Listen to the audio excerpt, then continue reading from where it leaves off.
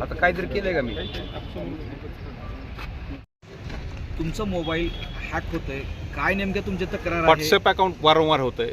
आपण बघितलं असेल मागच्या 4 दिवसापासून सातत्यानं माझं व्हॉट्सॲपचं जे अकाउंट आहे त्याच्यावर सर्वसामान्य शेतकऱ्याचे, सर्वसामान्य विद्यार्थ्यांचे, सर्वसामान्य माणसाचे बरीचशी कामं, जसं की एखादं प्रकरण तहसीलदारकडं शेतरस्त्याच्या सुनावणीच्या बाबतीत प्रलंबित आहेत त्याची कॉपी असेल, एखाद्या विद्यार्थ्याला एखाद्या गावासाठी एस टी बसची मागणी आहे, एखाद्या विद्यार्थ्याला त्याच्या कॉलेजची फीस त्या ठिकाणी देण्यासाठी काही मुदत हवी आहे त्याच्या संदर्भातलं निवेदन असेल, त्याचबरोबर कोणाला दवाखान्याची अडचण असेल, मुख्यमंत्री सहायता निधीसाठी, प्रधानमंत्री सहायता निधीसाठी केलेलं ॲप्लिकेशन असेल त्याची कॉपी असेल, हे सगळं माझं व्हॉट्सअपच्या माध्यमातून त्या ठिकाणी मी त्यांच्या संपर्कात होतो आणि ते व्हॉट्सअपवर मला बघता यायचं आणि व्हॉट्सअपवरनं ते लगेच मी संबंधित यंत्रणेला फॉरवर्ड करून त्या माणसाचं काम त्या ठिकाणी करणं मला सुलभ होत होतं. पण मागच्या 4-5 दिवसापासून माझं व्हॉट्सअपचं अकाउंट हे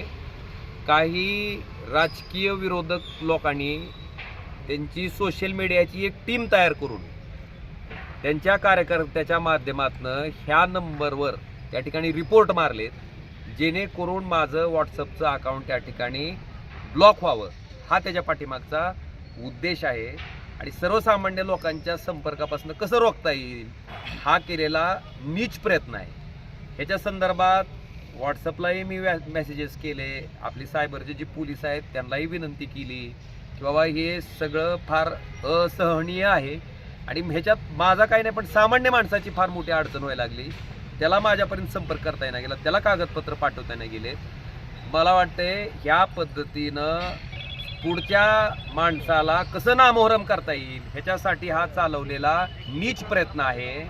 आणि एवढंच नाही, सोशल मीडियाच्या माध्यमातून वेगवेगळ्या पोस्ट तयार करणं, रोज सकाळी स्वतःच्या कार्यकर्त्याची मिटिंग घ्यायची, काही पेड लोक पगारीवर ठेवून त्यांना सांगायचं की अशा पद्धतीचं व्हॉट्सअपवर एक ठिकाणी चालवा.